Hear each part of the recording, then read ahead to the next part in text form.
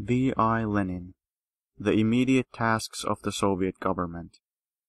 Written March to April 1918. Published on April 28, 1918 in Pravda and Izvestia Vitsik, number 85. Footnote. In the manuscript, Lenin's work, The Immediate Tasks of the Soviet Government, was headed Thesis on the Tasks of the Soviet Government in the Present Situation. Lenin's theses were discussed at a meeting of the party Central Committee on April 26, 1918. The Central Committee unanimously approved them and passed a decision to have them published as an article in Pravda and Izvestia, and also as a separate pamphlet. In 1918, the pamphlet went through more than 10 editions in Moscow, Petrograd, Saratov, Kazan, Tambov, and other cities of Russia. It was published in the same year in English in New York, and in French in Geneva. An abridged version in German, edited by F. Platten, appeared in Zurich under the title Am Tage nach der Revolution. The Central Committee instructed Lenin to give a report on the immediate tasks of the Soviet government at a meeting of the All-Russian Central Executive Committee and to formulate the theses briefly as a resolution. See this volume, pages 314 to 17. End of footnote. The international position of the Russian Soviet Republic and the fundamental tasks of the Socialist Revolution. Thanks to the peace which has been achieved, despite its extremely onerous character and extreme instability, the Russian Soviet Republic has gained an opportunity to concentrate its efforts for a while on the most important and most difficult aspect of the Socialist Revolution, namely the task of organization. This task was clearly and definitely set before all the working and oppressed people in the fourth paragraph, part 4, of the resolution adopted at the Extraordinary Congress of Soviets in Moscow on March 15, 1918. In that paragraph, or part, which speaks of the self-discipline of the working people and of the ruthless struggle against chaos and disorganization. Of course, the peace achieved by the Russian Soviet Republic is unstable, not because she is now thinking of resuming military operations, apart from bourgeois counter-revolutionaries and their henchmen, the Mensheviks and others. No sane politician thinks of doing that. The instability of the peace is due to the fact that in the imperialist states bordering on Russia to the west and the east, which command enormous military forces, the military party, tempted by Russia's momentary weakness, and egged on by capitalists who hate socialism and are eager for plunder, may gain the upper hand at any moment.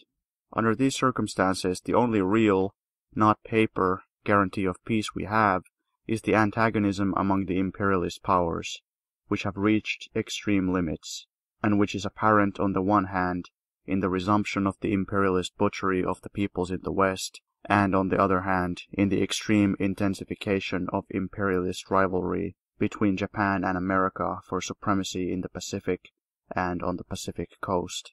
It goes without saying that with such an unreliable guard for protection, our Soviet Socialist Republic is in an extremely unstable and certainly critical international position. All our efforts must be exerted to the very utmost to make use of the respite given us by the combination of circumstances so that we can heal the very severe wounds inflicted by the war upon the entire social organization of Russia and bring about an economic revival, without which a real increase in our country's defense potential is inconceivable. It also goes without saying that we shall be able to render effective assistance to the socialist revolution in the West, which has been delayed for a number of reasons, only to the extent that we are able to fulfill the task of organization confronting us.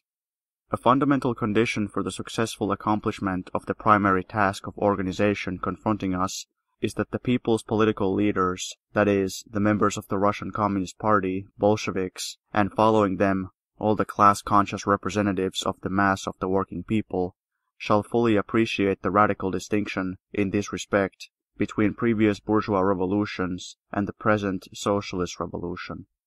In bourgeois revolutions, the principal task of the mass of working people was to fulfill the negative or destructive work of abolishing feudalism, monarchy, and medievalism, the positive or constructive work of organizing the new society was carried out by the property-owning bourgeois minority of the population, and the latter carried out this task with relative ease, despite the resistance of the workers and the poor peasants, not only because the resistance of the people exploited by capital was then extremely weak, since they were scattered and uneducated, but also because the chief organizing force of anarchically built capitalist society is the spontaneously growing and expanding national and international market.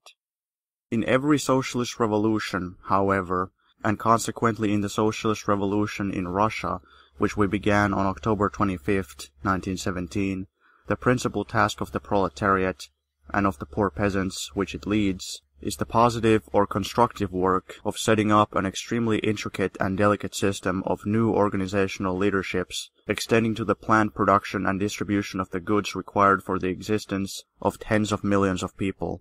Such a revolution can be successfully carried out only if the majority of the population, and primarily the majority of the working people, engage in independent creative work as makers of history. Only if the proletariat and the poor peasants display sufficient class consciousness, devotion to principle, self-sacrifice and perseverance, will the victory of the socialist revolution be assured. By creating a new Soviet type of state, which gives the working and oppressed people the chance to take an active part in the independent building up of a new society, we solve only a small part of this difficult problem. The principal difficulty lies in the economic sphere, namely, the introduction of the strictest and universal accounting and control of the production and distribution of goods, raising the productivity of labor, and socializing production in practice.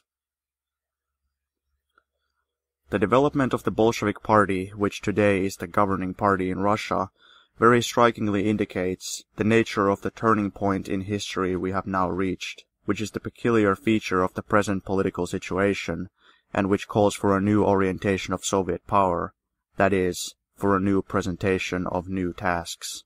The first task of every party of the future is to convince the majority of the people that its program and tactics are correct. This task stood in the forefront both in Tsarist times and in the period of the Chernovs and Tsereteli's policy of compromise with the Kerenskys and Kishkins. This has now been fulfilled in the main, for as the recent Congress of Soviets in Moscow incontrovertibly proved, the majority of the workers and peasants of Russia are obviously on the side of the Bolsheviks, but of course, it is far from being completely fulfilled, and it can never be completely fulfilled. The second task that confronted our party was to capture political power and to suppress the resistance of the exploiters. This task has not been completely fulfilled either, and it cannot be ignored because the monarchists and constitutional democrats on the one hand, and their henchmen and hangers-on, the Mensheviks and right socialist revolutionaries on the other, are continuing their efforts to unite for the purpose of overthrowing Soviet power. In the main, however, the task of suppressing the resistance of the exploiters was fulfilled in the period from October 25, 1917 to approximately February 1918, or to the surrender of Bogaevsky. Footnote: Bogaevsky, MP, 1881 to 1918. Counter-revolutionary leader and organizer of the civil war against Soviet power on the Don. He was defeated and surrendered in the spring of 1918. End of footnote. A third task is now coming to the fore as the immediate task, and one which constitutes the peculiar feature of the present situation, namely, the task of organizing administration of Russia. Of course, we advanced and tackled this task on the very day following October 25, 1917. Up to now, however, since the resistance of the exploiters still took the form of open civil war, up to now, the task of administration could not become the central task. Now it has become the main and central task. We, the Bolshevik Party, have convinced Russia. We have won Russia from the rich for the poor, from the exploiters for the working class. Now we must administer Russia. And the whole peculiarity of the present situation, the whole difficulty, lies in understanding the specific features of the transition from the principal task of convincing the people and of suppressing the exploiters by armed force to the principal task of administration. For the first time in human history, a socialist party has managed to complete in the main the conquest of power and the suppression of the exploiters, and has managed to approach directly the task of administration. We must prove worthy executors of this most difficult and most gratifying task of the socialist revolution. We must fully realize that in order to administer successfully, besides being able to convince people, besides being able to win a civil war, we must be able to do practical organizational work. This is the most difficult task, because it is a matter of organizing in a new way the most deep-rooted, the economic, foundations of life of scores of millions of people. And it is the most gratifying task, because only after it has been fulfilled, in the principal and main outlines, will it be possible to say that Russia has become not only a Soviet, but also a socialist republic. The general slogan of the movement. The objective situation reviewed above, which had been created by the extremely onerous and unstable peace, the terrible state of ruin, the unemployment and famine we inherited from the war and the rule of the bourgeoisie, represented by Kerensky and the Mensheviks and right socialist revolutionaries who supported him, all this has inevitably caused extreme weariness and even exhaustion of wide sections of the working people. These people insistently demand, and cannot but demand, a respite. The task of the day is to restore the productive forces destroyed by the war and by bourgeois rule, to heal the wounds inflicted by the war, by the defeat in the war, by profiteering and the attempts of the bourgeoisie, to restore the overthrown rule of the exploiters, to achieve economic revival, to provide reliable protection of elementary order. It may sound paradoxical, but in fact, considering the objective conditions indicated above, it is absolutely certain that at the present moment the Soviet system can secure Russia's transition to socialism only if these very elementary, extremely elementary problems of maintaining public life are practically solved in spite of the resistance of the bourgeoisie, the Mensheviks and the right socialist revolutionaries. In view of the specific feature of the present situation, and in view of the existence of Soviet power, with its land socialization law, workers' control law, etc., the practical solution of these extremely elementary problems, and the overcoming of the organizational difficulties of the first stages of progress toward socialism, are now two aspects of the same picture. Keep regular and honest accounts of money, manage economically, do not be lazy, do not steal, observe the strictest labor discipline. It is these slogans, justly scorned by the revolutionary proletariat when the bourgeoisie used them to conceal its rule as an exploiting class, that are now, since the overthrow of the bourgeoisie, becoming the immediate and the principal slogans of the movement. On the one hand, the practical application of these slogans by the mass of the working people is the sole condition for the salvation of a country which has been tortured almost to death by the imperialist war and by the imperialist robbers headed by Kerensky. On the other hand, the practical application of these slogans by the Soviet state, by its methods, on the basis of its laws, is a necessary and sufficient condition for the final victory of socialism.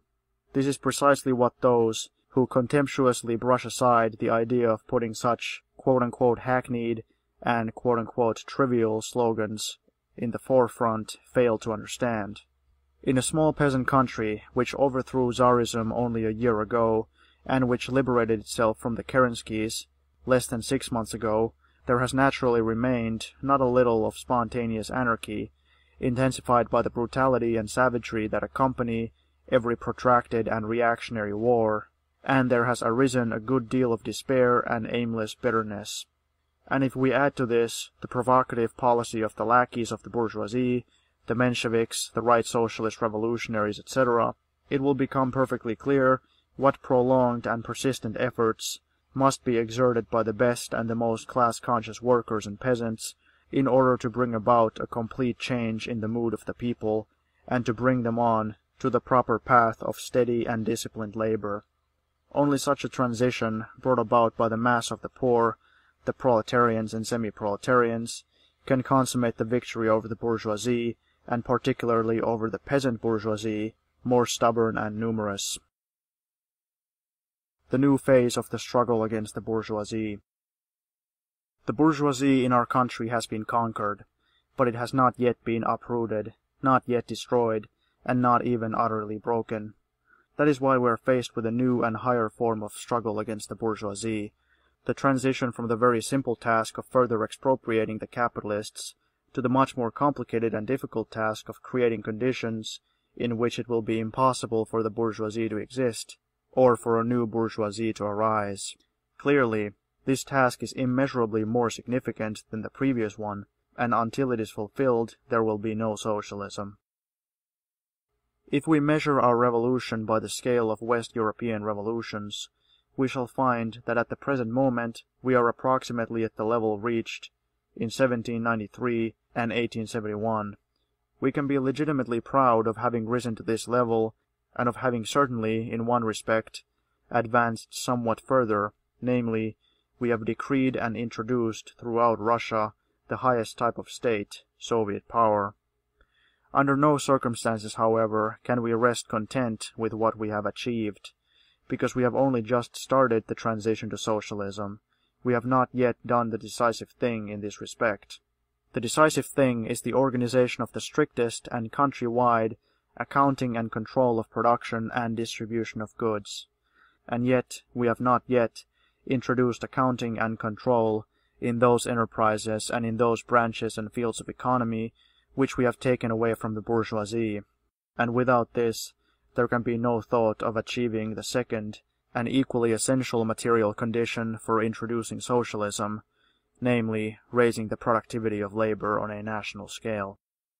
That is why the present task could not be defined by the simple formula, continue the offensive against capital, although we have certainly not finished off capital, and although it is certainly necessary to continue the offensive against this enemy of the working people, such a formula would be inexact, would be not concrete, would not take into account the peculiarity of the present situation in which, in order to go on in advancing successfully in the future, we must, in quotation marks, suspend our offensive now.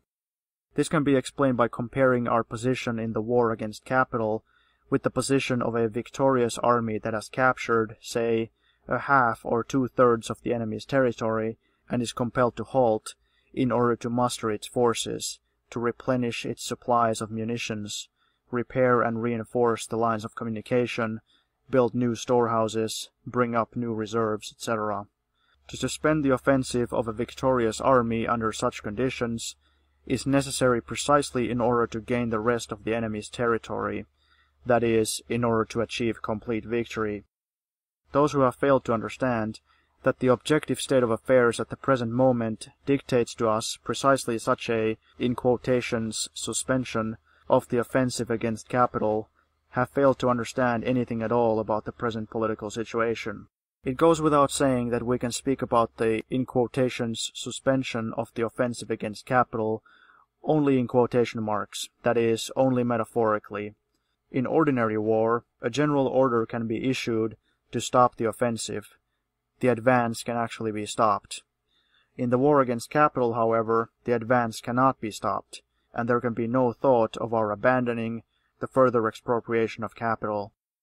What we are discussing is the shifting of the center of gravity of our economic and political work. Up to now, measures for the direct expropriation of the expropriators were in the forefront. Now the organization of accounting and control in those enterprises in which the capitalists have already been expropriated, and in all other enterprises, advances to the forefront. If we decided to continue to expropriate capital at the same rate at which we have been doing it up to now, we should certainly suffer defeat, because our work of organizing proletarian accounting and control has obviously to every thinking person, fallen behind the work of directly, quote-unquote, expropriating the expropriators. If we now concentrate all our efforts on the organization of accounting and control, we shall be able to solve this problem. We shall be able to make up for lost time. We shall completely win our, in quotes, campaign against capital. But is not the admission that we must make up for lost time tantamount to admission of some kind of an error? Not in the least. Take another military example. If it is possible to defeat and push back the enemy merely with detachments of light cavalry, it should be done. But if this can be done successfully only up to a certain point, then it is quite conceivable that when this point has been reached, it will be necessary to bring up heavy artillery. By admitting that it is now necessary to make up for lost time in bringing up heavy artillery, we do not admit that the successful cavalry attack was a mistake. Frequently, the lackeys of the bourgeoisie reproach us for having launched a quote-unquote Red Guard attack on capital. The reproach is absurd, and it is worthy only of the lackeys of the moneybags, because at one time the quote-unquote Red Guard attack on capital was absolutely dictated by circumstances. Firstly, at that time, capital put up military resistance through the medium of Kerensky and Krasnov, Savinkov and Gotz. Gegechkory is putting up such resistance even now, Dutov and Bogaevsky. Military resistance cannot be broken except by military means, and the Red Guards fought in the noble and supreme historical cause of liberating the working and exploited people from the yoke of the exploiters. Secondly, we could not at that time put methods of administration in the forefront in place of methods of suppression, because the art of administration is not innate, but is acquired by experience. At that time we lacked this experience. Now we have it. Thirdly, at that time we could not have specialists in the various fields of knowledge and technology at our disposal, because those specialists were either fighting in the ranks of the Bogaevskys, or were still able to put up systematic and stubborn, passive resistance by the way of sabotage. Now we have broken the sabotage. The quote-unquote Red Guard attack on capital was successful, was victorious, because we broke capital's military resistance and its resistance by sabotage. Does that mean that a quote-unquote Red Guard attack on capital is always appropriate, under all circumstances, that we have no other means of fighting capital? It would be childish to think so. We achieved victory with the aid of light cavalry, but we also have heavy artillery. We achieved victory by methods of suppression.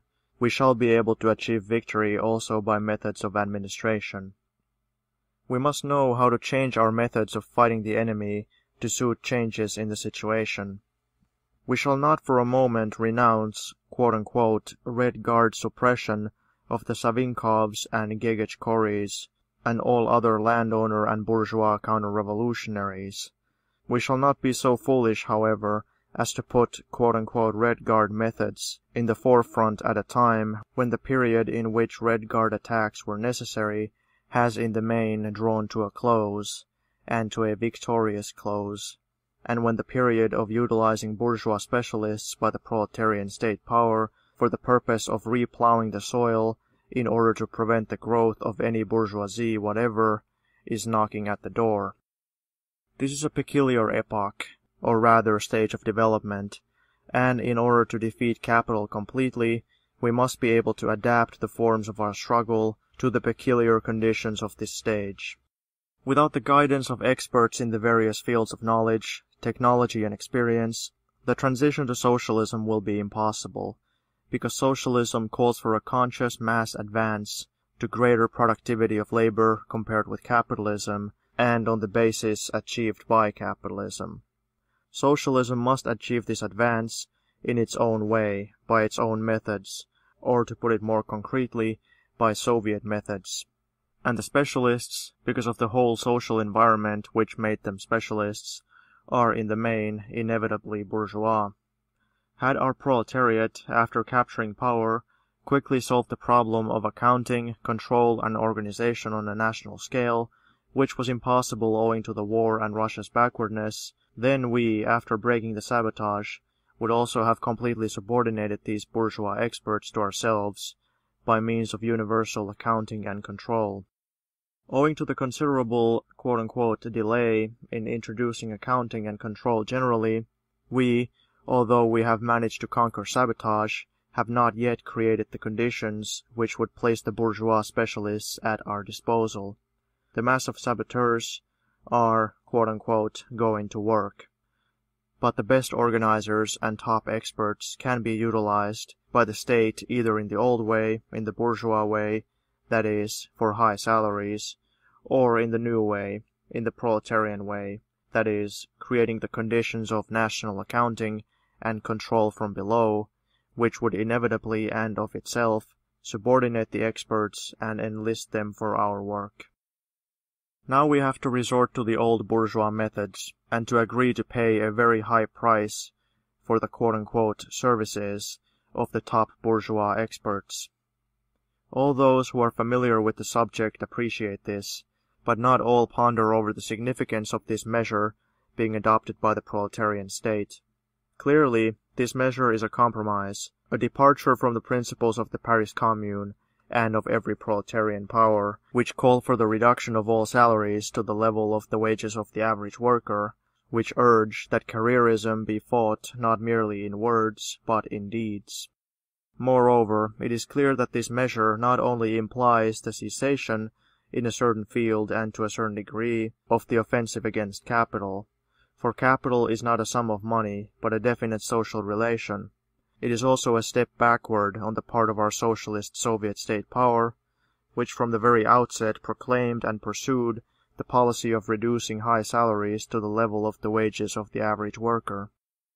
Footnote: on November 18th, December 1st in the modern calendar style, 1917, the Council of People's Commissars, acting on a proposal made by Lenin, passed a decision on the remuneration of People's Commissars and senior government employees and officials, published on November 23rd, December 6th in the modern calendar style, 1917, in number 16 of the Newspaper of the Provisional Workers' and Peasants' Government. Drafted by Lenin, it fixed the maximum monthly salary of a People's Commissar at 500 rubles, with an additional 100 rubles for every member of his family unable to work. This corresponded roughly to the worker's average monthly wage. On January 2nd, 15th in the modern calendar style, 1918, in answer to an inquiry from the People's Commissar for Labor, A.G. Shlyapnikov, the Council of People's Commissars issued a decision written by Lenin, explaining that the decree of November 18th, December 1st in the modern calendar style, 1917, fixed no limit for the payment of experts, and thus sanctioned higher remuneration for scientific and technical experts. End of footnote. Of course, the lackeys of the bourgeoisie, particularly the small fry, such as the Mensheviks, the Novaya Zizn people, and the right socialist revolutionaries, will giggle over our confession that we are taking a step backward. But we need not mind their giggling. We must study the specific features of the extremely difficult and new path to socialism without concealing our mistakes and weaknesses, and try to be prompt in doing what has been left undone. To conceal from the people the fact that the enlistment of bourgeois experts by means of extremely high salaries is a retreat from the principles of the Paris Commune would be sinking to the level of bourgeois politicians and deceiving the people. Frankly explaining how and why we took this step backward, and then publicly discussing what means are available for making up for lost time, means educating the people and learning from experience, learning together with the people how to build socialism. There is hardly a single victorious military campaign in history in which the victor did not commit certain mistakes, suffer partial reverses, temporarily yield something, and in some places retreat. The quote-unquote campaign, which we have undertaken against capitalism, is 1,000,000 times more difficult than the most difficult military campaign, and it would be silly and disgraceful to give way to despondency because of a particular and partial retreat. We shall now discuss the question from the practical point of view.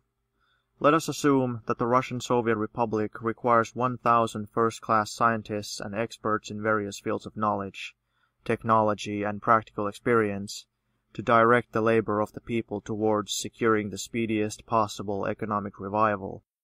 Let us assume also that we shall have to pay these stars of the first magnitude, of course the majority of those who shout loudest about the corruption of the workers are themselves utterly corrupted by bourgeois morals, 25,000 rubles per annum each. Let us assume that this sum, 25 million rubles, will have to be doubled, assuming that we have to pay bonuses for particularly successful and rapid fulfillment of the most important organizational and technical tasks, or even quadrupled, assuming that we have to enlist several hundred foreign specialists who are more demanding. The question is, would the annual expenditure of 50 or 100 million rubles by the Soviet Republic for the purpose of reorganizing the labor of the people on modern scientific and technological lines be excessive or too heavy? Of course not. The overwhelming majority of the class-conscious workers and peasants will approve of this expenditure because they know from practical experience that our backwardness causes us to lose thousands of millions, and that we have not yet reached that degree of organization, accounting and control which would induce all the stars of the bourgeois intelligentsia to participate voluntarily in our work. It goes without saying that this question has another side to it. The corrupting influence of high salaries, both upon the Soviet authorities, especially since the revolution occurred so rapidly that it was impossible to prevent a certain number of adventurers and rogues from getting into positions of authority, and they, together with a number of inept or dishonest commissars, would not be averse to becoming star embezzlers of state funds, and upon the mass of the workers, is indisputable. Every thinking and honest worker and poor peasant, however, will agree with us, will admit, that we cannot immediately rid ourselves of the evil legacy of capitalism, and that we can liberate the Soviet Republic from the duty of paying an annual, in quotations, tribute of 50 million or 100 million rubles, a tribute for our own backwardness in organizing countrywide accounting and control from below, only by organizing ourselves, by tightening up discipline in our own ranks, by purging our ranks of all those who are, quote, preserving the legacy of capitalism, unquote, who, quote, follow the traditions of capitalism, unquote, that is, of idlers, parasites, and embezzlers of state funds. Now all the land, all the factories, and all the railways are the state funds of the Soviet Republic. If the class-conscious advanced workers and poor peasants manage with the aid of the Soviet institutions to organize, become disciplined, pull themselves together, create powerful labor discipline in the course of 1 year, then in a year's time we shall throw off this tribute, which can be reduced even before that, in exact proportion to the successes we achieve in our workers' and peasants' labor discipline and organization. The sooner we ourselves, workers and peasants, learn the best labor discipline and the most modern technique of labor, using the bourgeois experts to teach us, the sooner we shall liberate ourselves from any tribute to these specialists. Our work of organizing countrywide accounting and control of production and distribution under the supervision of the proletariat has lagged very much behind our work of directly expropriating the expropriators. This proposition is of fundamental importance for understanding the specific features of the present situation and the task of the Soviet government that follow from it. The center of gravity of our struggle against the bourgeoisie is shifting to the organization of such accounting and control. Only with this as our starting point will it be possible to determine correctly the immediate tasks of economic and financial policy in the sphere of nationalization of the banks, monopolization of foreign trade, the state control of money circulation, the introduction of a property and income tax satisfactory from the proletarian point of view, and the introduction of compulsory labor service. We have been lagging very far behind in introducing socialist reforms in these spheres, very, very important spheres, and this is because accounting and control are insufficiently organized in general. It goes without saying that this is one of the most difficult tasks, and in view of the ruin caused by the war, it can be fulfilled only over a long period of time, but we must not forget that it is precisely here that the bourgeoisie, and particularly the numerous petty and peasant bourgeoisie, are putting up the most serious fight, disrupting the control that is already being organized, disrupting the grain monopoly, for example, and gaining positions for profiteering and speculative trade.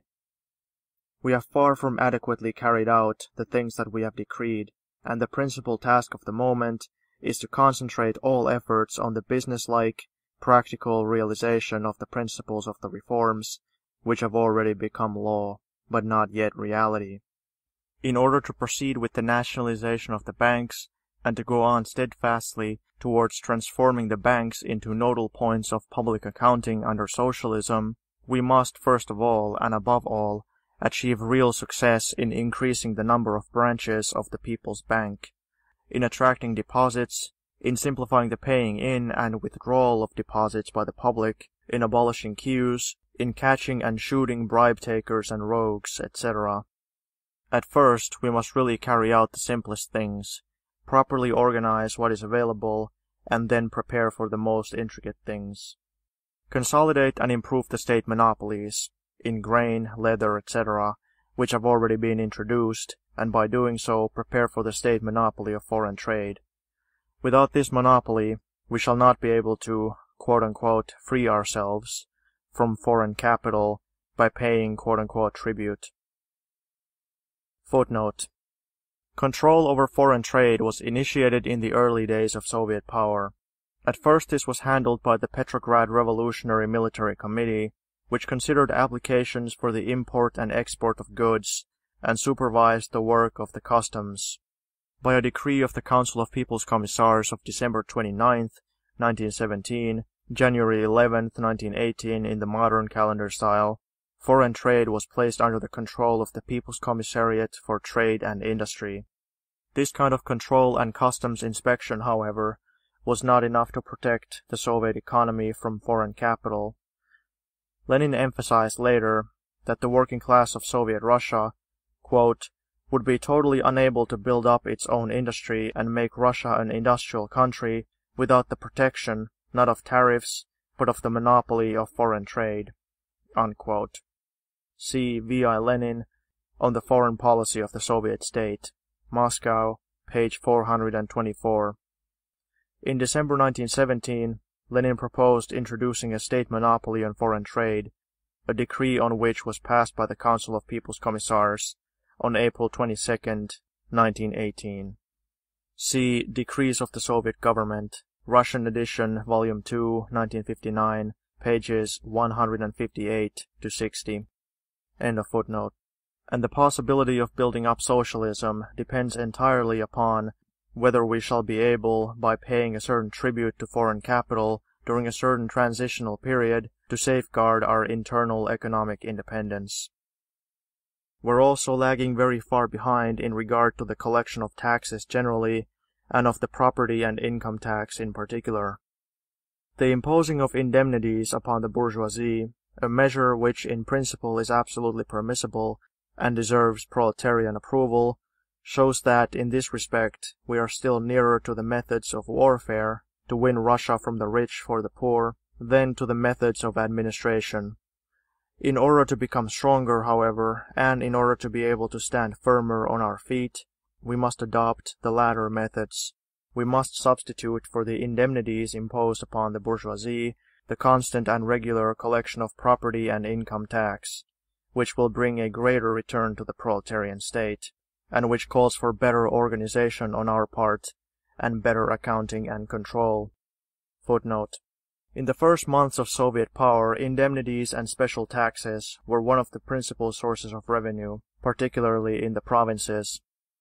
When Soviet power became more firmly established, the question arose of how to devise a regular system of taxation based primarily on a progressive income tax and a property tax, which would make it possible to place the main burden of taxation on the well-to-do sections of the population.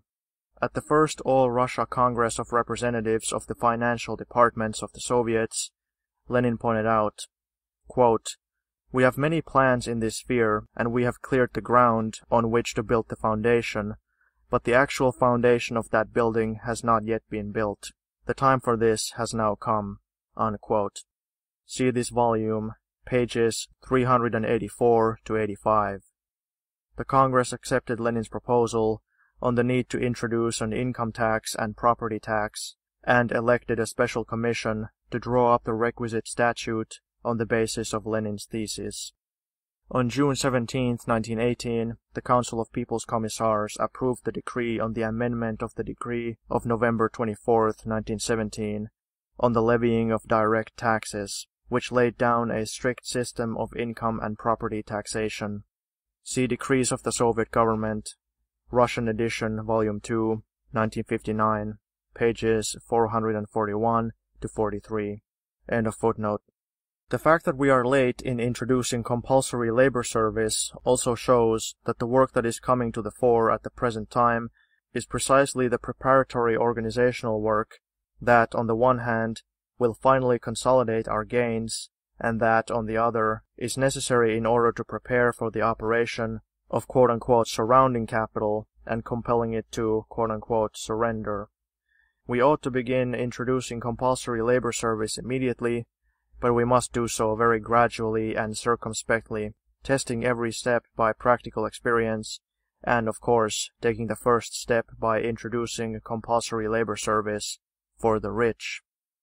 The introduction of work and consumers' budget books for every bourgeois, including every rural bourgeois, would be an important step towards completely surrounding the enemy and towards the creation of a truly popular accounting and control of the production and distribution of goods. The significance of the struggle for countrywide accounting and control. The state, which for centuries has been an organ for oppression and robbery of the people, has left us a legacy of the people's supreme hatred and suspicion of everything that is connected with the state. It is very difficult to overcome this, and only a Soviet government can do it. Even a Soviet government, however, will require plenty of time and enormous perseverance to accomplish it. This legacy is especially apparent in the problem of accounting and control, the fundamental problem facing the socialist revolution on the morrow of the overthrow of the bourgeoisie. A certain amount of time will inevitably pass before the people, who feel free for the first time now that the landowners and the bourgeoisie have been overthrown, will understand, not from books, but from their own Soviet experience, will understand and feel that without comprehensive state accounting and control of the production and distribution of goods, the power of the working people, the freedom of the working people, cannot be maintained, and that a return to the yoke of capitalism is inevitable. All the habits and traditions of the bourgeoisie, and of the petty bourgeoisie in particular, also oppose state control, and uphold the inviolability of quote-unquote sacred private property, of quote-unquote sacred private enterprise. It is now particularly clear to us how correct is the Marxist thesis that anarchism and anarcho-syndicalism are bourgeois trends, how irreconcilably opposed they are to socialism, proletarian dictatorship, and communism. The fight to instill into the people's minds the idea of Soviet state control and accounting, and to carry out this idea in practice, the idea to break with the rotten past, which taught the people to regard the procurement of bread and clothes as a quote-unquote private affair, and buying and selling as a transaction, quote, which concerns only myself, unquote, is a great fight of a world historic significance, a fight between socialist consciousness and bourgeois anarchist spontaneity. We have introduced workers' control as a law, but this law is only just beginning to operate, and is only just beginning to penetrate the minds of broad sections of the proletariat. In our agitation, we do not sufficiently explain that lack of accounting and control in the production and distribution of goods means the death of the rudiments of socialism, means the embezzlement of state funds, for all property belongs to the state, and the state is the Soviet state, in which power belongs to the majority of the working people. We do not sufficiently explain that carelessness in accounting and control is downright aiding and abetting the German and the Russian Kornilovs, who can overthrow the power of the working people only if we fail to cope with the task of accounting and control, and who, with the aid of the whole of the rural bourgeoisie, with the aid of the constitutional Democrats, the Mensheviks and the right socialist revolutionaries, are watching us and waiting for an opportune moment to attack us. and the advanced workers and peasants do not think and speak about this sufficiently.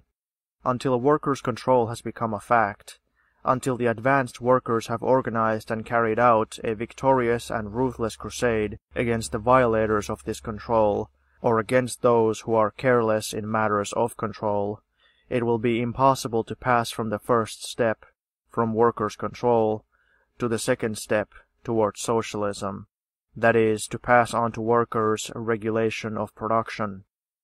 The socialist state can arise only as a network of producers and consumers' communes, which conscientiously keep account of their production and consumption, economize on labor, and steadily raise the productivity of labor, thus making it possible to reduce the working day to 7, 6, and even fewer hours.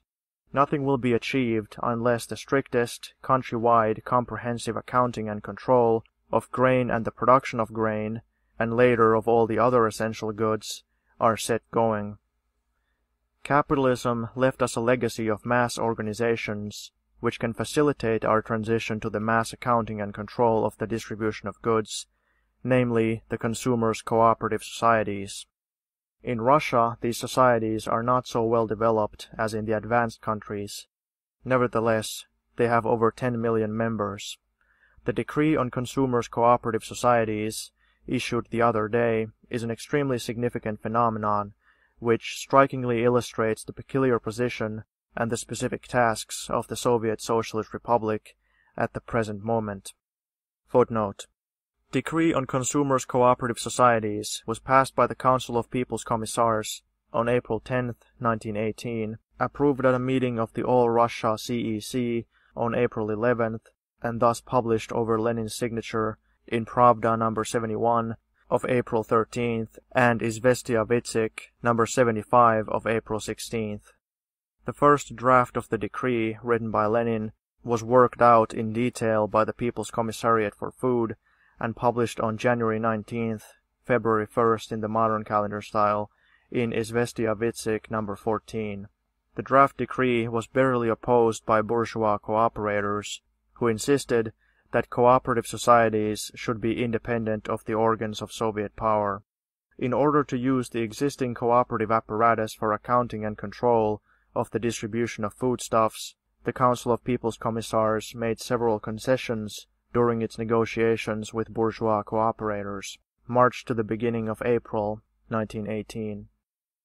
On April 9th and 10th, the CPC discussed the draft decree proposed by the cooperators. Lenin revised the draft considerably. He rewrote points 11, 12, and 13, and the decree with his amendments was passed by the Council of People's Commissars, and then by the All-Russia CEC. End of footnote. The decree is an agreement with the bourgeois cooperative societies and the workers' cooperative societies which still adhere to the bourgeois point of view. It is an agreement or compromise, firstly, because the representatives of the above-mentioned institutions not only took part in discussing the decree, but actually had a decisive say in the matter, for the parts of the decree which were strongly opposed by these institutions were dropped.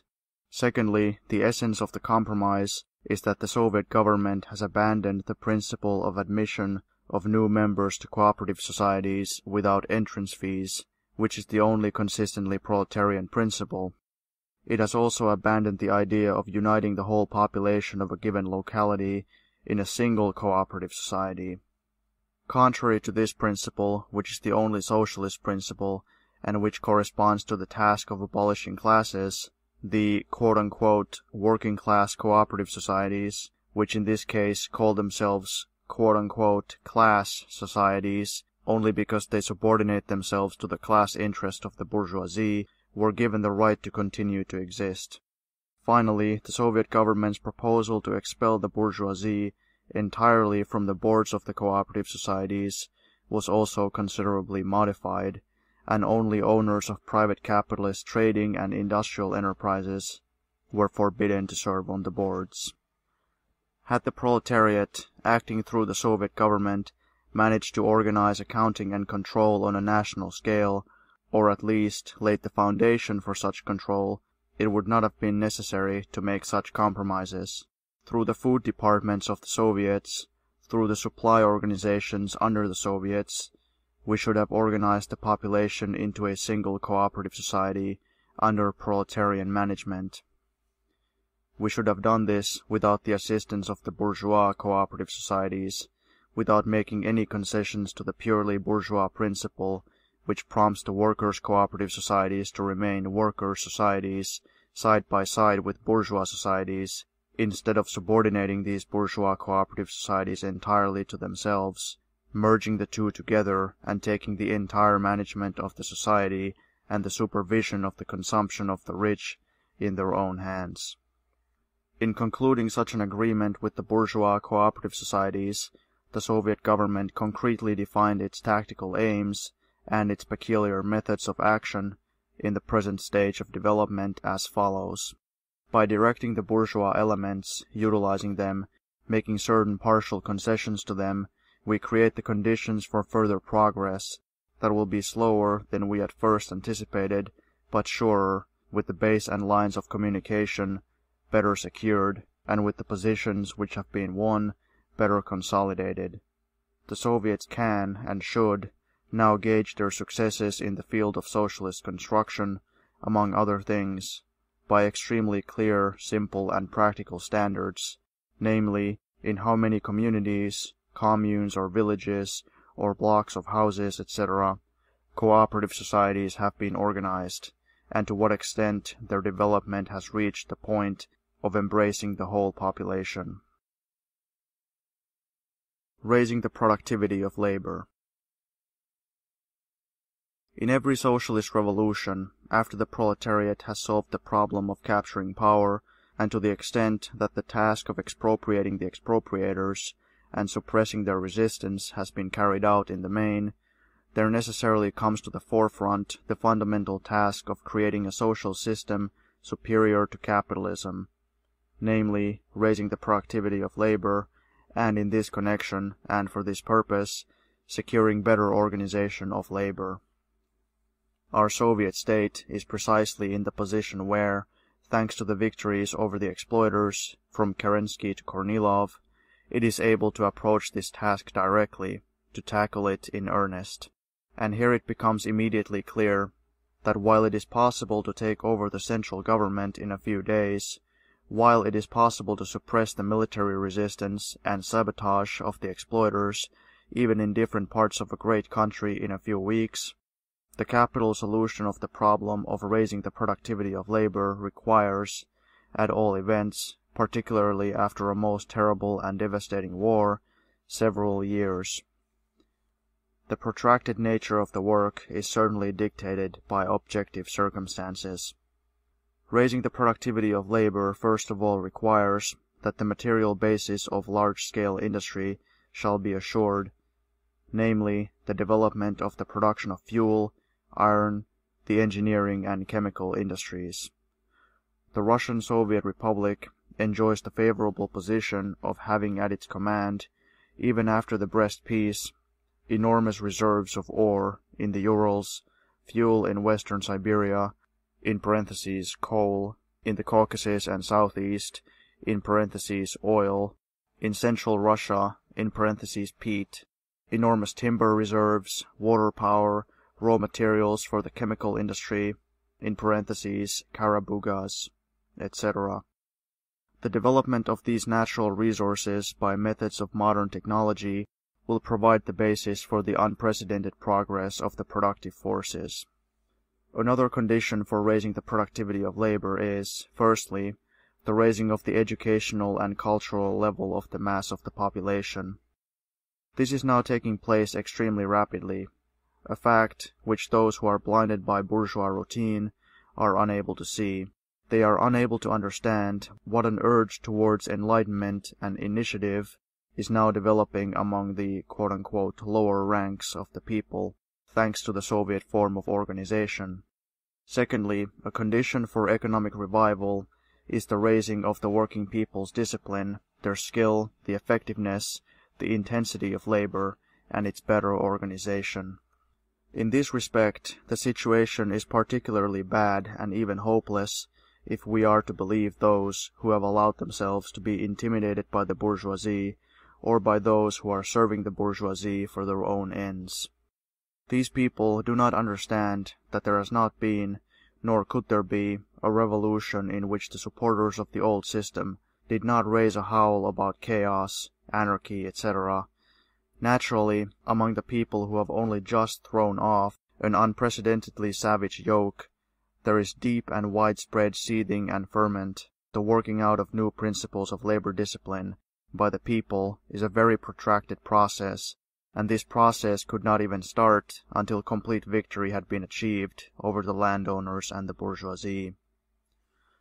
We, however, without in the least yielding to the despair, it is often false despair, which is spread by the bourgeoisie and the bourgeois intellectuals, who have despaired of retaining their old privileges, must under no circumstances conceal an obvious evil.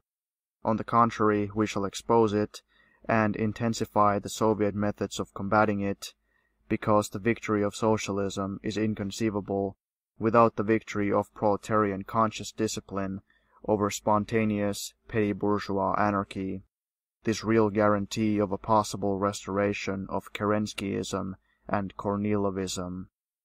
The more class-conscious vanguard of the Russian proletariat has already set itself the task of raising labor discipline. For example, both the Central Committee of the Metal Workers' Union and the Central Council of Trade Unions have begun to draft the necessary measures and decrees. This work must be supported and pushed ahead with all speed. Footnote: the organization of social production on socialist principles made it necessary to draw up new internal regulations for the nationalized enterprises and new regulations on labor discipline and on enrolling all able-bodied persons for socially useful work. These questions acquired special importance in the period of the peaceful breathing space in the spring of 1918. The first regulations concerning labor discipline were worked out by the Soviet trade unions in conjunctions with managerial bodies. They were discussed at a number of meetings of the Presidium of the Supreme Economic Council, with representatives of the central organs of the trade unions taking part. On March 27th, the Presidium of the Supreme Economic Council, after a debate in which Lenin participated, passed a decision charging the All-Russia Central Council of Trade Unions with the task of drawing up a general statute on labor discipline. On April 1st, with Lenin taking part, the Presidium examined the draft resolution on labor discipline drawn up by the ACCTU, and proposed that it should be reworded as a decree taking into account Lenin's remarks and suggestions. The reworded statute on labor discipline, passed by the ACCTU on April 3rd, was published in the magazine Narodnaya Khazaystvo, No. 2 for April 1918. In this statute, the ACCTU stated that strict regulations regarding internal management should be introduced at all state-owned enterprises, that output quotas, an account of labor productivity should be established, that piecework and a system of bonuses for exceeding output quotas should be introduced, and that stern action should be taken against those who violated labor discipline. On the basis of the statute, specific internal regulations were drawn up at factories, and these played an important part in the organization of socialist industry. The Central Committee of the Metal Workers' Union was one of the first to carry out Lenin's instructions on raising labor productivity by introducing a system of piecework and bonuses. When the question of improving labor discipline was discussed by the ACCTU, representatives of the Central Committee of the Metal Workers' Union got the thesis on the need for piece rates included in the resolution submitted on April 1st for consideration by the Presidium of the Supreme Economic Council. In April, on the basis of the decision taken by the ACCTU, the Central Committee of the Metal Workers' Union instructed all the lower organizations of the union to adopt piecework and the bonus system in the metal industry. End of footnote. We must raise the question of piecework and apply and test it in practice. We must raise the question of applying much of what is scientific and progressive in the Taylor system, we must make wages correspond to the total amount of goods turned out, or to the amount of work done by the railways, the water transport system, etc., etc. Footnote. After the October Revolution, piecework was almost everywhere superseded by a time system of payment, which had an adverse effect on labor productivity and labor discipline. The introduction of piecework, which came closest to the socialist principle of to each according to his work, began at the first nationalized enterprises. During the period of respite, piecework was widely adopted in industry. By July 1918, for instance, a quarter of the workers of Petrograd went over to piecework. The principle of payment according to the piece was finally endorsed by the publication in December 1918 of the Soviet Labor Code. End of footnote. The Russian is a bad worker compared with people in advanced countries. It could not be otherwise under the Tsarist regime, and in view of the persistence of the hangover from serfdom. The task that the Soviet government must set the people in all its scope is learn to work. The Taylor system, the last word of capitalism in this respect, like all capitalist progress, is a combination of the refined brutality of bourgeois exploitation and a number of the greatest scientific achievements in the field of analyzing mechanical motions during work. The elimination of superfluous and awkward motions, the elaboration of correct methods of work, the introduction of the best system of accounting and control, etc. The Soviet Republic must at all costs adopt all that is valuable in the achievements of science and technology in this field. The possibility of building socialism depends exactly upon our success in combining the Soviet power and the Soviet organization of administration with up-to-date achievements of capitalism. We must organize in Russia the study and teaching of the Taylor system and systematically try it out and adapt it to our own ends. At the same time, in working to raise the productivity of labor, we must take into account the specific features of the transition period from capitalism to socialism, which, on the one hand, require that the foundations be laid of the socialist organization of competition, and, on the other hand, require the use of compulsion, so that the slogan of the dictatorship of the proletariat shall not be desecrated by the practice of a lily-livered proletarian government. The organization of competition. Among the absurdities which the bourgeoisie are fond of spreading about socialism is the allegation that socialists deny the importance of competition. In fact, it is only socialism which, by abolishing classes, and consequently by abolishing the enslavement of the people, for the first time opens the way for competition on a really mass scale. And it is precisely the Soviet form of organization, by ensuring transition from the formal democracy of the bourgeois republic to real participation of the mass of working people in administration, that for the first time puts competition on a broad basis. It is much easier to organize this in the political field than in the economic field, but for the success of socialism, it is the economic field that matters. Take, for example, a means of organizing competition such as publicity. The bourgeois republic ensures publicity only formally. In practice, it subordinates the press to capital, entertains the quote-unquote mob with sensationalist political trash, and conceals what takes place in the workshops, in commercial transactions, contracts, etc., behind a veil of quote-unquote trade secrets, which protect the quote-unquote sacred right of property. The Soviet government has abolished trade secrets. It has taken a new path, but we have done hardly anything to utilize publicity for the purpose of encouraging economic competition. Footnote. This refers to the right protected by bourgeois law to keep secret all production, trade, and financial operations, and also all the relevant documents at private capitalist enterprises. In his work, The Impending Catastrophe and How to Combat It, Lenin showed that commercial secrecy in the hands of the bourgeoisie was, quote, an instrument for concealing financial swindles and fantastically high profits of big capital, unquote.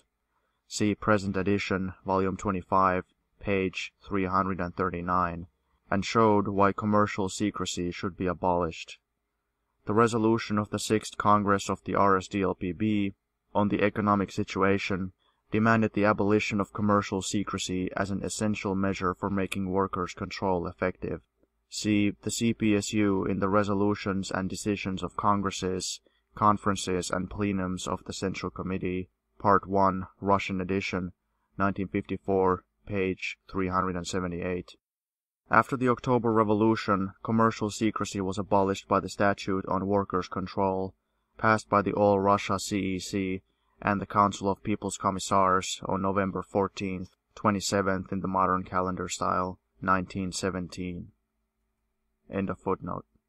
While ruthlessly suppressing the thoroughly mendacious and insolently slanderous bourgeois press, we must set to work systematically to create a press that will not entertain and fool the people with political sensation and trivialities, but which will submit the questions of everyday economic life to the people's judgment and assist in the serious study of these questions. Every factory, every village, is a producers' and consumers' commune, whose right and duty it is to apply the General Soviet laws in their own way.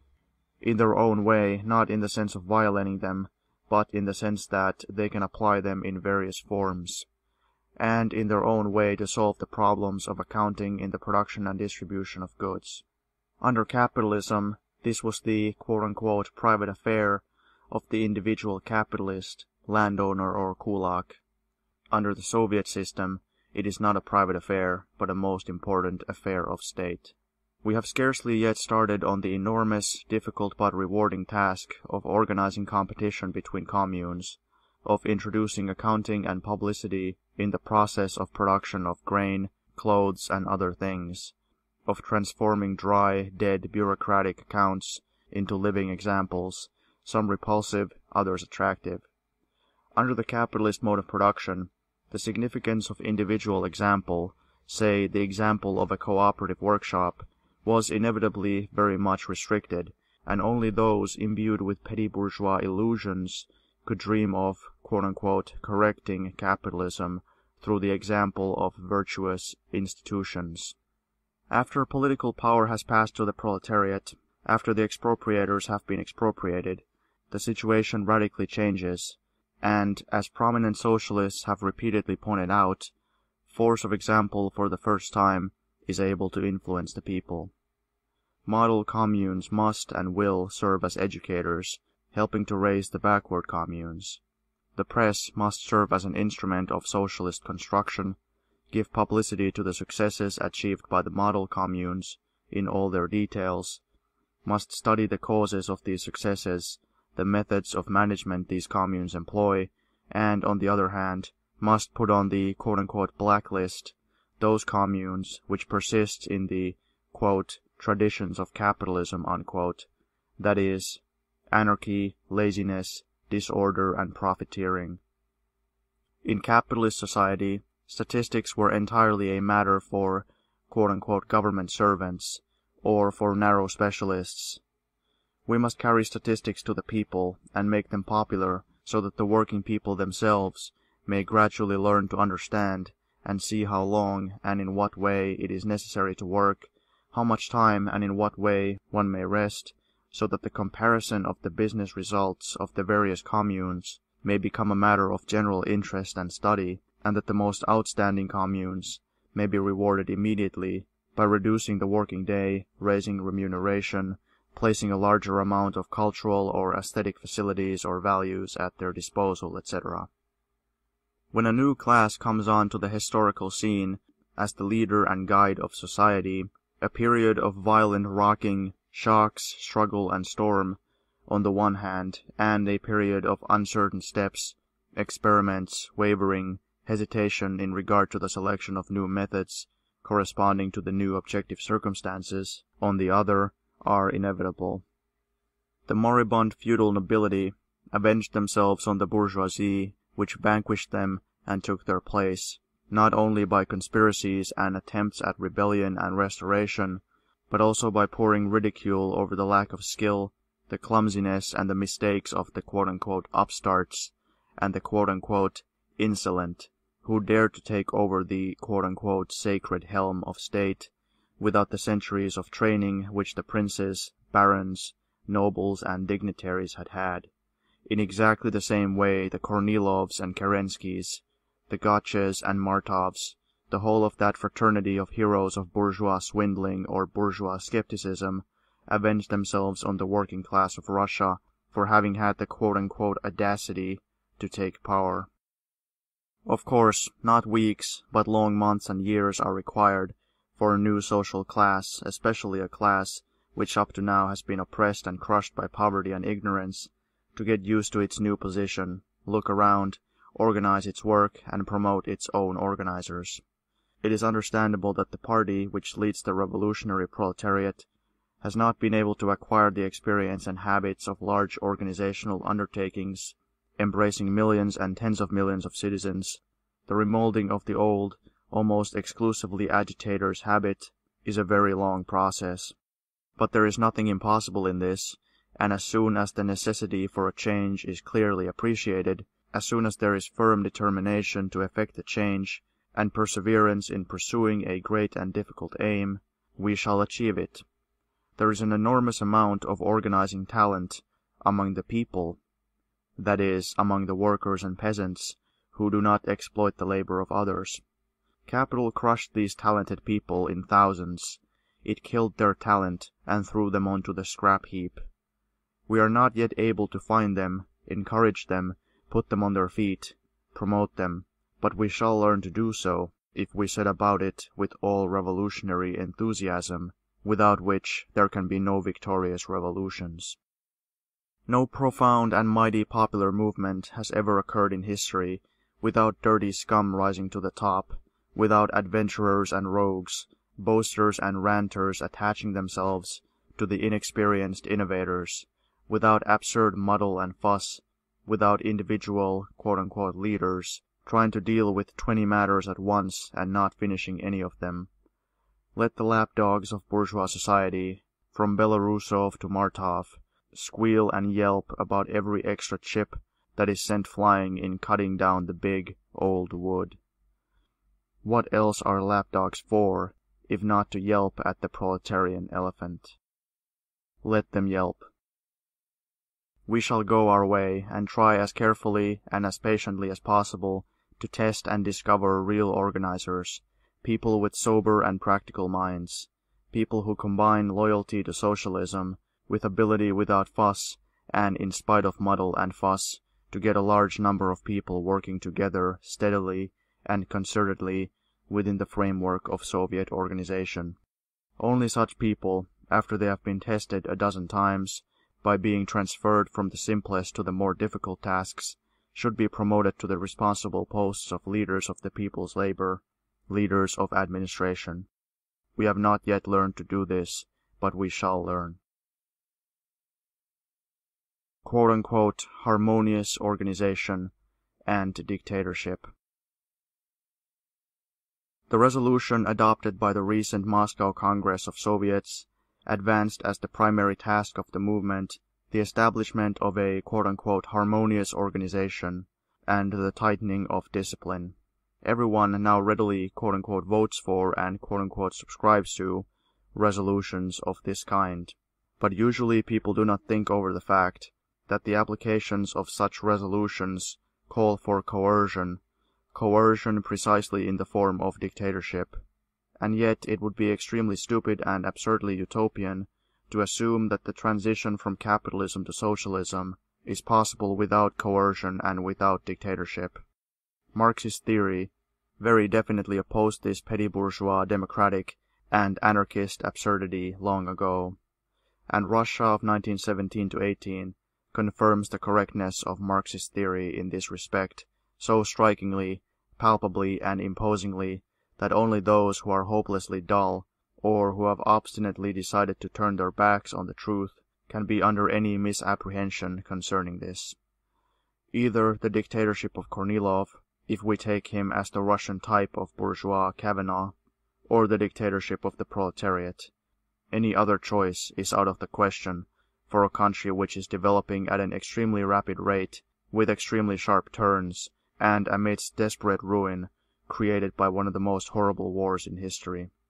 Every solution that offers a middle path is either a deception of the people by the bourgeoisie, for the bourgeoisie dare not to tell the truth, dare not say that they need Kornilov, or an expression of the dull-wittedness of the petty bourgeois democrats, of the Chernovs, Tseretellis, and Martovs, who chatter about the unity of democracy, the dictatorship of democracy, the general democratic front, and similar nonsense.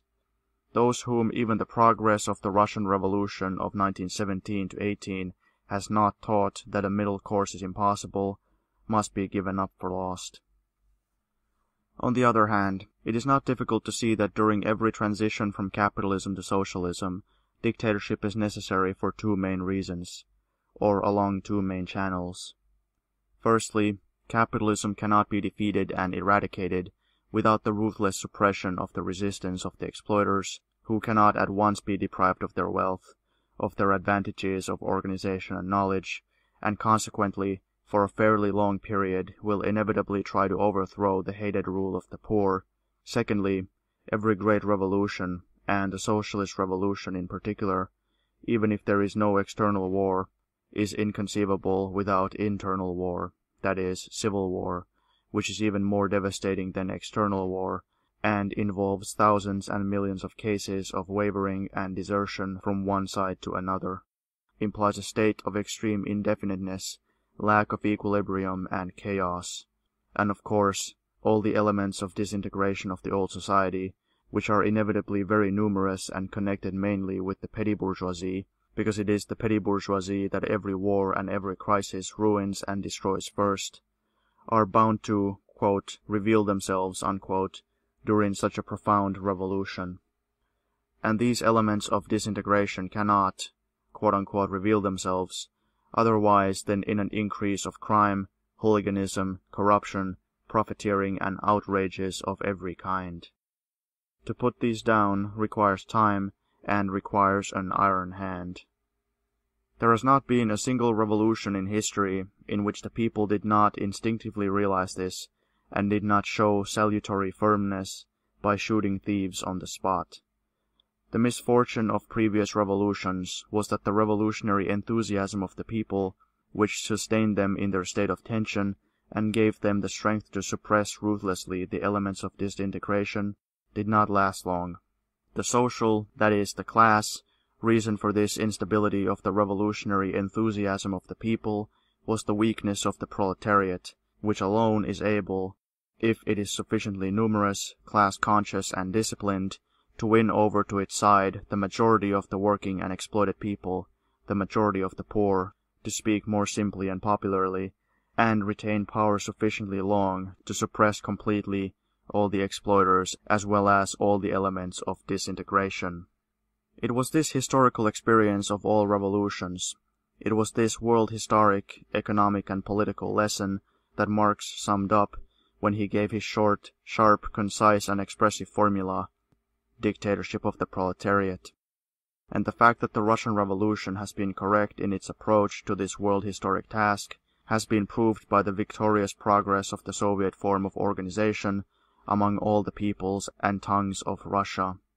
For Soviet power is nothing but an organizational form of the dictatorship of the proletariat, the dictatorship of the advanced class, which raises to a new democracy and to independent participation in the administration of the state tens upon tens of millions of working and exploited peoples, by their own experience, learn to regard the disciplined and class-conscious vanguard of the proletariat as their most reliable leader.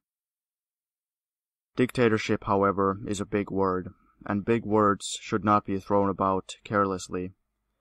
Dictatorship is iron rule, government that is revolutionary, bold, swift, and ruthless in suppressing both exploiters and hooligans.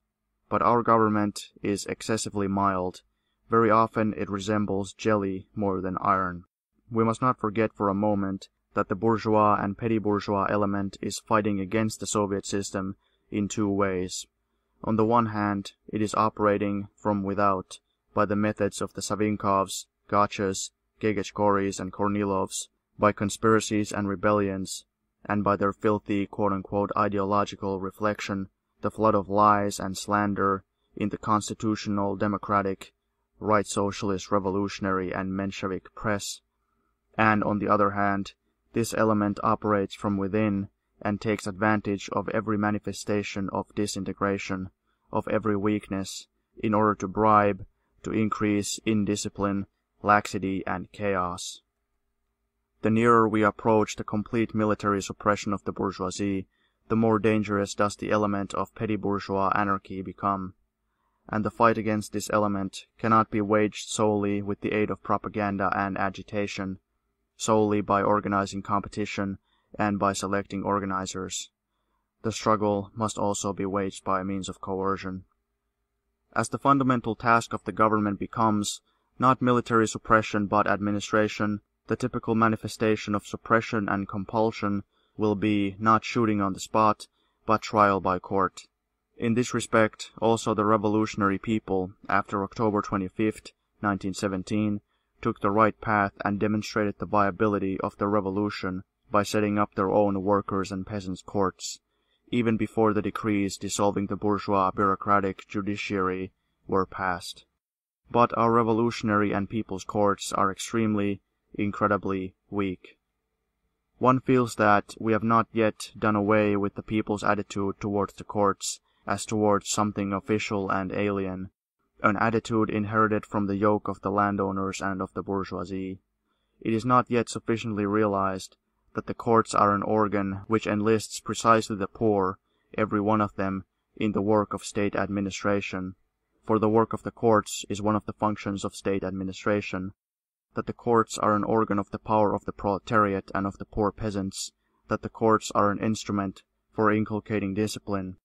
There is not yet sufficient appreciation of the simple and obvious fact that if the principal misfortunes of Russia at the present time are hunger and unemployment, these misfortunes cannot be overthrown by spurts, but only by comprehensive, all-embracing, countrywide organization and discipline, in order to increase the output of bread for the people and bread for industry, in parentheses fuel, to transport these in good time to the places where they are required, and to distribute them properly. And it is not fully appreciated that, consequently, it is those who violate labor discipline at any factory, in any undertaking, in any matter, who are responsible for the sufferings caused by the famine and unemployment, that we must know how to find the guilty ones, to bring them to trial and ruthlessly punish them. Where the petty bourgeois anarchy against which we must now wage a most persistent struggle makes itself felt is in the failure to appreciate the economic and political connection between famine and unemployment on the one hand, and general laxity in matters of organization and discipline on the other. In the tenacity of the small proprietor outlook, namely, I'll grab all I can for myself, the rest can go hang. In the rail transport service, which perhaps most strikingly embodies the economic ties of an organism created by large-scale capitalism, the struggle between the element of petty bourgeois laxity and proletarian organization is particularly evident. The quote-unquote administrative elements provide a host of saboteurs and bribe-takers. The best part of the proletarian elements fight for discipline, but among both elements there are, of course, many waverers and quote-unquote weak characters who are unable to withstand the quote-unquote temptation of profiteering, bribery, personal gain obtained by spoiling the whole apparatus, upon the proper working of which the victory over famine and unemployment depends. The struggle that has been developing around the recent decree on the management of the railways, the decree which grants individual executives dictatorial powers, or quote-unquote unlimited powers, is characteristic.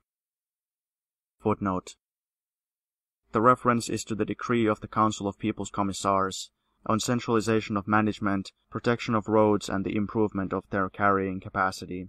See Decrees of the Soviet Government, Volume 2, Russian edition, 1959, pages 18 to 20. Having considered on March 18, 1918, the draft decree proposed by the People's Commissariat for Ways of Communication on non-interference by various institutions in the affairs of the Railway Department, the Council of People's Commissars instructed a special commission to revise the decree on the basis of the following theses put forward by Lenin. 1.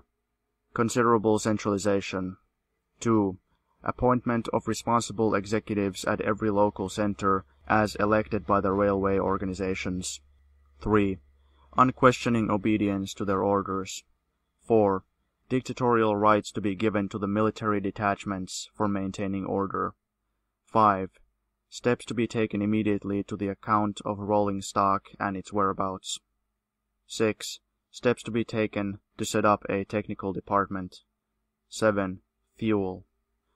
Lenin made several important amendments to the draft, which was submitted by the Commission and considered at the meeting of the Council of People's Commissars on March 21st, before being approved by the government. In view of the hostility with which the decree was greeted by the All-Russia Executive Committee of Railwaymen, Vikzador, which was strongly influenced by the Mensheviks and the left socialist revolutionaries, the People's Commissariat for Ways of Communication on March 23rd proposed amending the decree at a meeting of the Council of People's Commissars. The representatives of Vikzador who attended the meeting attacked the decree on the grounds that it meant the quote-unquote destruction of the role of Vikzador and its replacement by the individual authority of a commissar, unquote. Arguing against the opponents of the decree, Lenin explained the need for taking the very firmest measures to eliminate sabotage and inefficiency on the railways, and introduced amendments making the decree even more categorical. With these amendments, the decree was finally approved by the government on March 23rd and published over Lenin's signature on March 26th in number 57 of Izvestia Vitsik. End of footnote. The conscious, and to a large extent probably unconscious, representatives of petty bourgeois laxity would like to see in this granting of quote-unquote unlimited, that is dictatorial, powers to individuals a departure from the collegiate principle, from democracy and from the principles of Soviet government. Here and there, among left socialist revolutionaries, a positively hooligan agitation, that is, agitation appealing to the base instincts and to the small proprietor's urge to grab all he can, has been developing against the dictatorship decree. The question has become one of really enormous significance. Firstly, the question of principle. Namely, is the appointment of individuals, dictators with unlimited powers, in general compatible with the fundamental principles of Soviet government? Secondly, what relation has this case, this precedent, if you will, to the special tasks of the government in the present concrete situation? We must deal very thoroughly with both these questions. That in the history of revolutionary movements, the dictatorship of individuals was very often the expression, the vehicle, the channel of the dictatorship of the revolutionary classes, has been shown by the irrefutable experience of history. Undoubtedly, the dictatorship of individuals was compatible with bourgeois democracy. On this point, however, the bourgeois denigrators of the Soviet system, as well as their petty bourgeois henchmen, always display sleight of hand. On the one hand, they declare the Soviet system to be something absurd, anarchistic and savage, and carefully pass over in silence all our historical examples and theoretical arguments, which prove that the Soviets are a higher form of democracy, and what is more, the beginning of a socialist form of democracy. On the other hand, they demand of us a higher democracy than bourgeois democracy, and say personal dictatorship is absolutely incompatible with your Bolshevik, that is, not bourgeois but socialist, Soviet democracy. These are exceedingly poor arguments. If we are not anarchists, we must admit that the state, that is, coercion, is necessary for the transition from capitalism to socialism. The form of coercion is determined by the degree of development of the given revolutionary class, and also by special circumstances, such as, for example, the legacy of a long and reactionary war and the forms of resistance put up by the bourgeoisie and the petty bourgeoisie. There is, therefore, absolutely no contradiction in principle between Soviet, that is, socialist, democracy, and the exercise of dictatorial powers by individuals.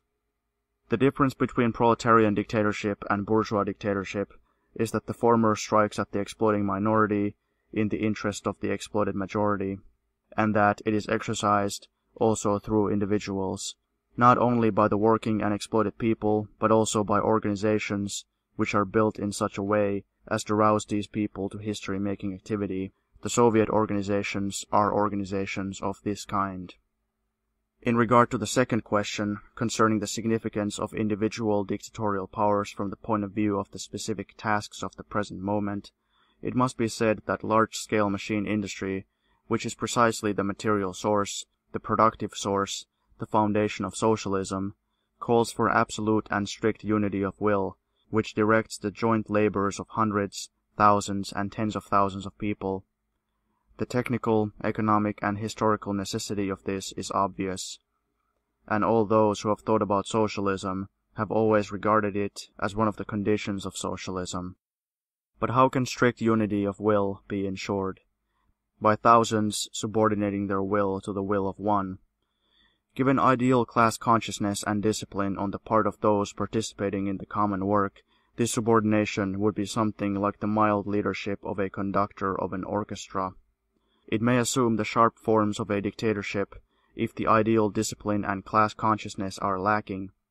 But be that as it may, unquestioning subordination to a single will is absolutely necessary for the success of processes organized on the pattern of large-scale machine industry. On the railways, it is twice and 3 times as necessary. In this transition from one political task to another, which on the surface is totally dissimilar to the first, lies the whole originality of the present situation. The revolution has only just smashed the oldest, strongest, and heaviest of fetters, to which the people are submitted under duress. That was yesterday. Today, however, the same revolution demands, precisely in the interests of its development and consolidation, precisely in the interests of socialism, that the people unquestioningly obey the single will of the leaders of labor. Of course, such a transition cannot be made at one step. Clearly, it can be achieved only as a result of tremendous jolts, shocks, reversions to old ways, the enormous exertions of effort on the part of the proletarian vanguard, which is leading the people to the new ways. Those who drop into the Philistine hysterics of Novaya Zizn or Viperiod, Dilo Naroda or Nash Vek, do not stop to think about this. Footnote. Viperiod. Forward. A Menshevik daily newspaper, which began to appear in March 1917 in Moscow as the organ of the Moscow Organization of Mensheviks, and subsequently as the organ of the committees of the RSDLP Mensheviks, of the Moscow Organization and the Central Region. On April 2, 1918, the newspaper became the organ of the Mensheviks Central Committee as well, and L. Martov, F. I. Dan, and A. S. Martinov joined its editorial board. It was banned for its counter-revolutionary activities in February 1919 by decision of the All-Russia CEC. Nashvek, Our Age. One of the names of the newspaper, REC, the central organ of the counter-revolutionary party of the Constitutional Democrats. After it had been banned by a decision of the Petrograd Revolutionary Military Committee of October 26th, November 8th in the modern calendar style 1917, the newspaper continued to appear until August 1918 under various names: Nasha Rek, Our Speech, Svobodnaya Rek, Free Speech, Vek, Age, Novaya Rek, New Speech, and Nashvek. End of footnote. Take the psychology of the average, ordinary representative of the toiling and exploited masses. Compare it with the objective, material conditions of his life in society. Before the October Revolution, he did not see a single instance of the propertied, exploiting classes making any real sacrifice for him, giving up anything for his benefit. He did not see them giving him the land and liberty that had been repeatedly promised him, giving him peace, sacrificing quote-unquote great power interests and the interests of great power secret treaties, sacrificing capital and profits. He saw this only after October 25th, 1917, when he took it himself by force, and had to defend by force what he had taken against the Kerenskys, Gotches, Gegechkoris, Dutovs, and Kornilovs. Naturally, for a certain time, all his attention, all his thoughts, all his spiritual strength were concentrated on taking a breath, on unbending his back, on straightening his shoulders, on taking the blessings of life that were there for the taking, and that had always been denied him by the now overthrown exploiters. Of course, a certain amount of time is required to enable the ordinary working man not only to see for himself, not only to become convinced, but also to feel that he cannot simply take, snatch, grab things, that this leads to increased disruption, to ruin, to the return of the Kornilovs. The corresponding change in the conditions of life, and consequently in the psychology of the ordinary working men, is only just beginning. And our whole task, the task of the Communist Party Bolsheviks, which is the class-conscious spokesman for the strivings of the exploited for emancipation, is to appreciate this change, to understand that it is necessary, to stand at the head of the exhausted people who are wearily seeking a way out, and lead them along the true path, along the path of labor discipline, along the path of coordinating the tasks of arguing at mass meetings about the conditions of work, with the task of unquestioningly obeying the will of the Soviet leader, of the dictator, during the work. The quote-unquote mania for meetings is an object of the ridicule, and still more often of the spiteful hissing of the bourgeoisie, the Menshevik, the Novaya Zizn people, who see only the chaos, the confusion, and the outbursts of small proprietor egoism. But without the discussions at public meetings, the mass of the oppressed could never have changed from the discipline forced upon them by the exploiters to conscious, voluntary discipline. The airing of questions at public meetings is the genuine democracy of the working people, their way of unbending their backs, their awakening to a new life, their first steps along the road which they themselves have cleared of vipers, the exploiters, the imperialists, the landowners and capitalists, and which they want to learn to build themselves, in their own way, for themselves, on the principles of their own Soviet, and not alien, not aristocratic, not bourgeois rule. It required precisely the October victory of the working people over the exploiters. It required a whole historical period in which the working people themselves could first of all discuss the new conditions of life and the new tasks, in order to make possible the durable transition to superior forms of labor discipline, to the conscious appreciation of the necessity for the dictatorship of the proletariat, to unquestioning obedience to the orders of individual representatives of the Soviet government during the work. The transition has now begun. We have successfully fulfilled the first task of the revolution. We have seen how the mass of working people evolved in themselves the fundamental condition for its success. They united their efforts against the exploiters in order to overthrow them. Stages like that of October 1905, February and October 1917 are of world historic significance. We have successfully fulfilled the second task of the revolution, to awaken, to raise those very quote-unquote lower ranks of society whom the exploiters had pushed down, and who only after October 25, 1917, obtained complete freedom to overthrow the exploiters, and to begin to take stock of things and arrange life in their own way. The airing of questions at public meetings by the most oppressed and downtrodden, by the least educated mass of working people, their coming over to the side of the Bolsheviks, their setting up everywhere their own Soviet organizations. This was the second great stage of the revolution. The third stage is now beginning. We must consolidate what we ourselves have won, what we ourselves have decreed, made law, discussed, planned. Consolidate all this in stable forms of everyday labor discipline. This is the most difficult but the most gratifying task, because only its fulfillment will give us a socialist system. We must learn to combine the quote-unquote public meeting democracy of the working people, turbulent, surging, overflowing its banks like a spring flood, with iron discipline while at work, with unquestioning obedience to the will of a single person, the Soviet leader, while at work. We have not yet learned to do this. We shall learn it. Yesterday we were menaced by the restoration of bourgeois exploitation, personified by the Kornilovs, Gaches, Dutovs, Gegechkoris, and Bogayevskis. We conquered them.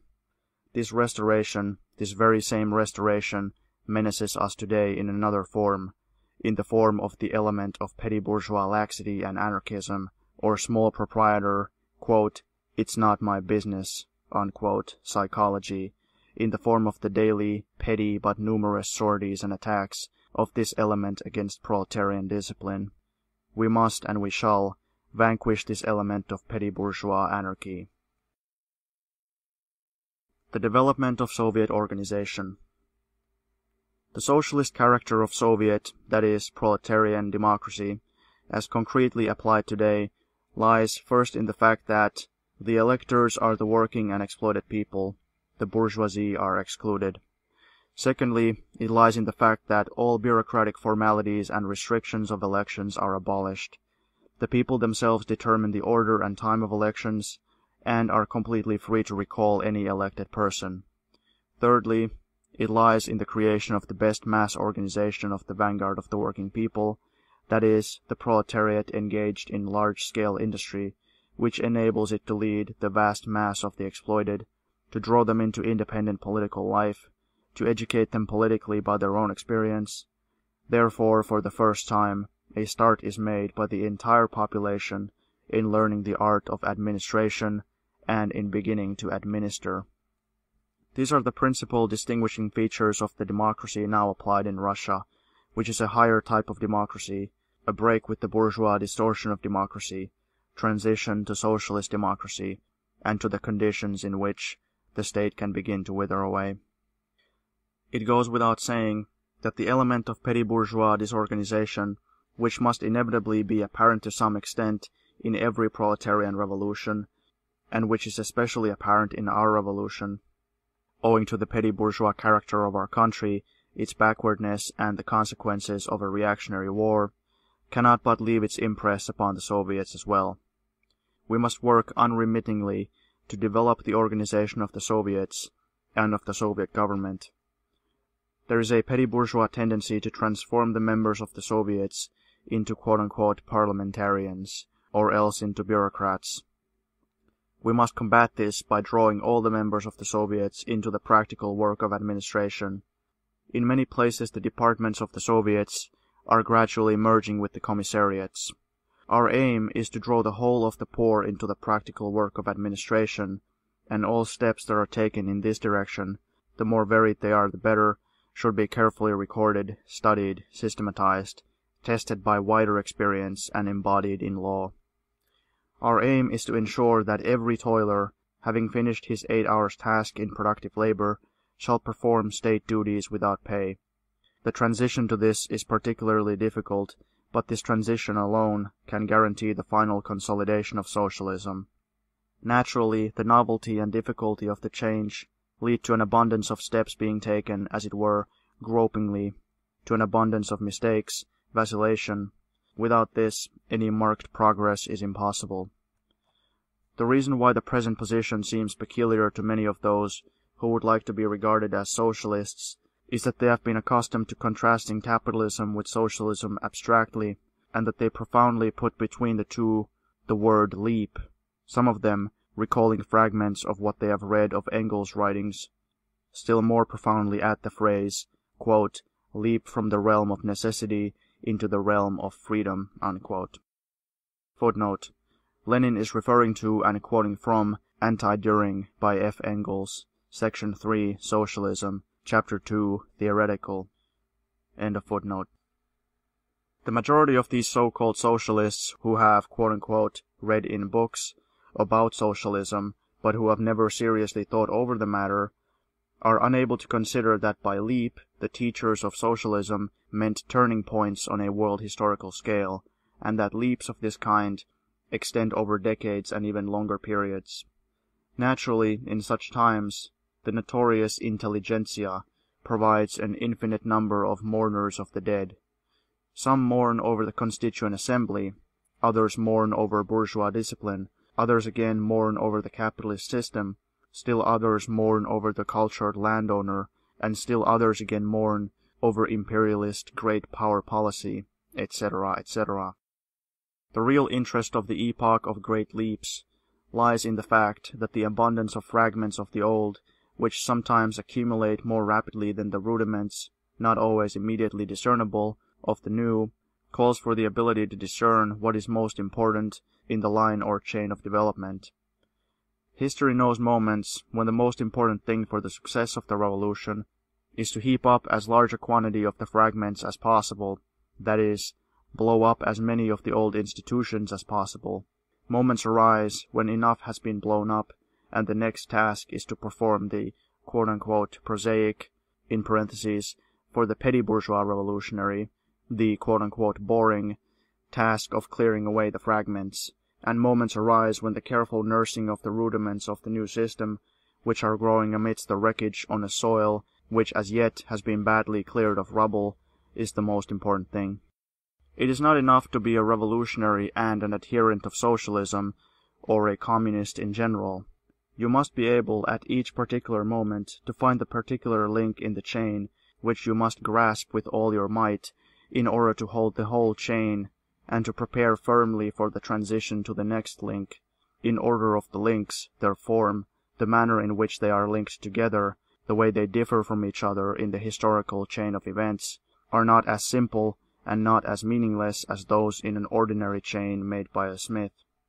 The fight against the bureaucratic distortion of the Soviet form of organization is assured by the firmness of the connection between the Soviets and the quote-unquote people, meaning by that the working and exploited people, and by the flexibility and elasticity of this connection.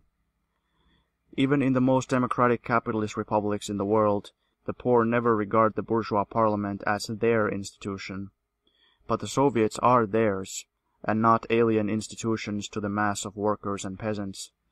The modern quote-unquote social democrats of the Scheidemann, or what is almost the same thing, of the Martov type, are repelled by the Soviets, and they are drawn towards the respectable bourgeois parliament, or to the Constituent Assembly, in the same way as Turgenev, 60 years ago, was drawn towards a moderate monarchist and nobleman's constitution, and was repelled by the peasant democracy of Dobrolyubov and Chernyshevsky. Footnote: Chernyshevsky describes Turgenev's attitude to Dobrolyubov and himself in an account of a conversation he had with Turgenev in the early 60s of the last century. See the article An Expression of Gratitude in Complete Collected Works by N.G. Chernyshevsky, Volume 10, Russian edition, Moscow, 1951, pages 122-23. End of footnote. It is the closeness of the Soviets to the people, to the working people, that creates the special forms of recall and other means of control from below, which must be most zealously developed now.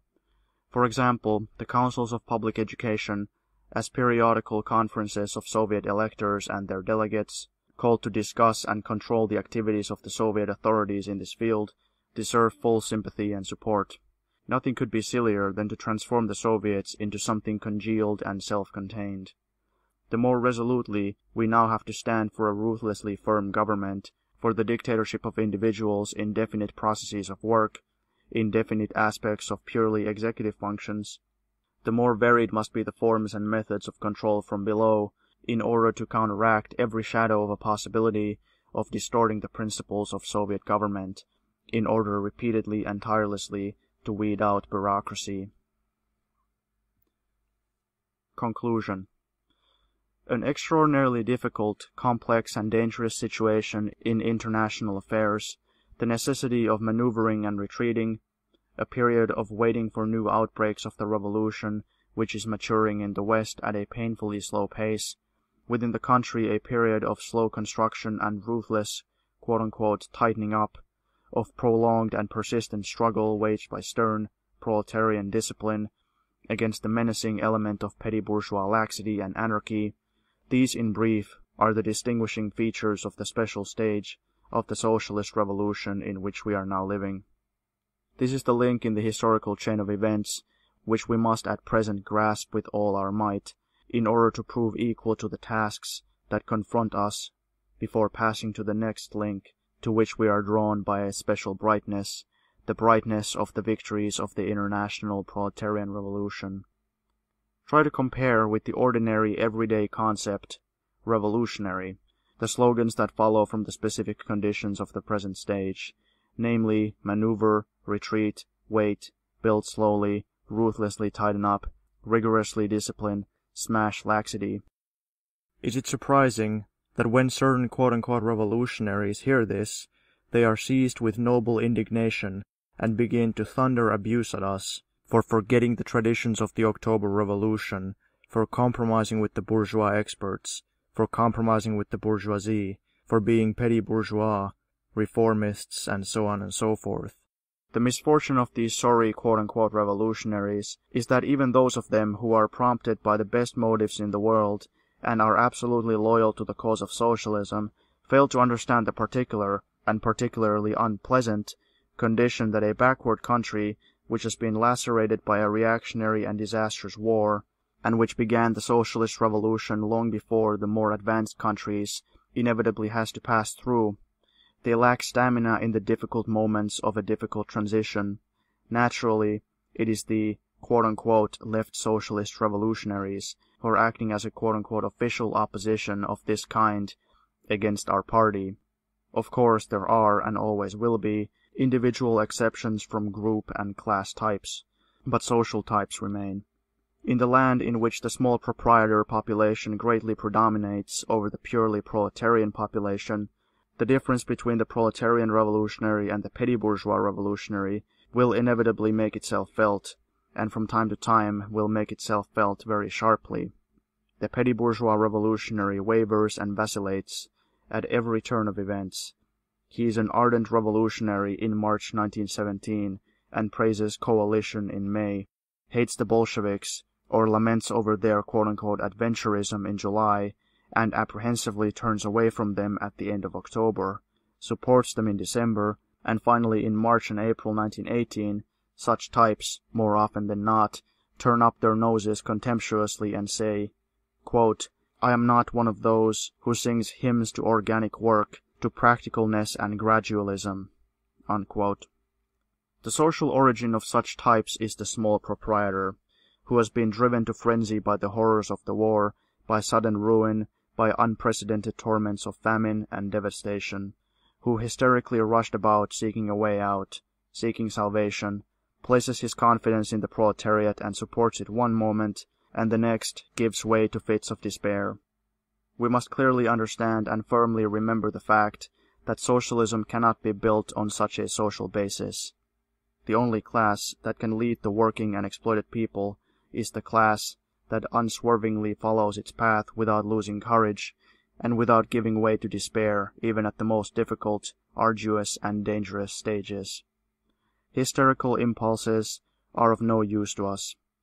What we need is the steady advance of the iron battalions of the proletariat.